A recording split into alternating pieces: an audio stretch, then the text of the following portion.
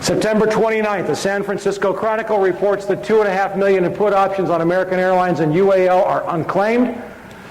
This is the result of the suspension in trading. Nobody showed up to claim it. October 10th, the Pakistani newspaper Frontier Post reports that Ambassador Wendy Chamberlain has called on the Pakistani oil minister. The pipeline is now a go. Mid-October 2001, the Dow Jones is back up near 10,000 as a result of the massive looting, outpouring of cash. Gotta love this one. One of my dearest causes in the whole world, I have a couple of monthly columns in magazines, one of which is High Times, believe it or not. And, it's a strange thing for an ex-narc who hasn't had a beer or a joint. I've had no mind-altering chemicals in 18 years.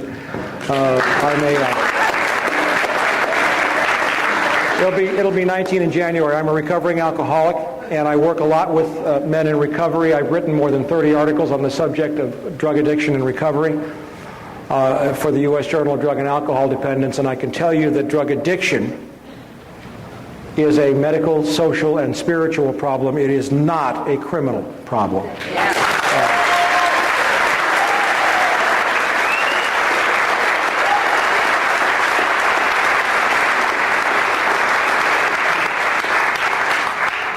And one of the most frightening things that I saw in the wake, and we're going to wind this up here, and I'm going to hit you with everything that I got. One of the most frightening things that I saw in the wake of the attacks was a story that showed right here, this is from the New York Post, that the two companies, most of you know that some 30 to 40% of the prison inmates in this company are housed by private corporations who trade their stock on Wall Street based upon the number of human beings that they're housing in prison. That's what our economy has evolved into. We are a search and destroy economy. A snake eating its own tail is not nutritious, yet that's what we're doing. And I saw that the stocks of these two companies, Corrections Corporation of America and Wackenhut, went up 300% in the, 2 weeks after the attacks.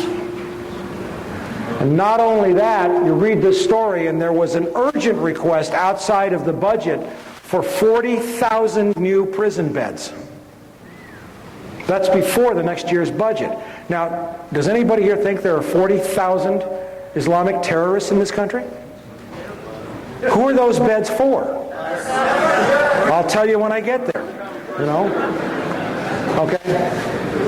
But the Bureau of Prisons budget request next year is supposed to ask for something, and this is not confirmed, but I've heard on the order of 400,000 new prison beds. Maybe more. Do you have that on your site? What I just showed you was in one of the issues of the newsletter on the site, yes. Now, in January of this year, when the Bush administration took office, these are the folks that brought us savings and loan with Lockheed Martin, DynCorp, looting $2 trillion out of the Department of Defense, $59 billion out of HUD. That's to sustain this bubble, to maintain the grip on power of this CFR trilateral group that has taken us into a war for Central Asian oil before the age of oil ends. And in January I said, they're going to go after Social Security. You mark my words. The savings and loan was just a warm-up. And here I find this story, or this letter, written to the Honorable Daniel Patrick Moynihan, who is the head of the President's Commission to strengthen, newspeak, Orwell, strengthen Social Security. And the letter is from two members of Congress. It's from Henry Waxman, I don't have the second page, and one of the members of Congress. And you know what they're saying? You've locked us out of your meetings. You're having closed-door, classified meetings on Social Security.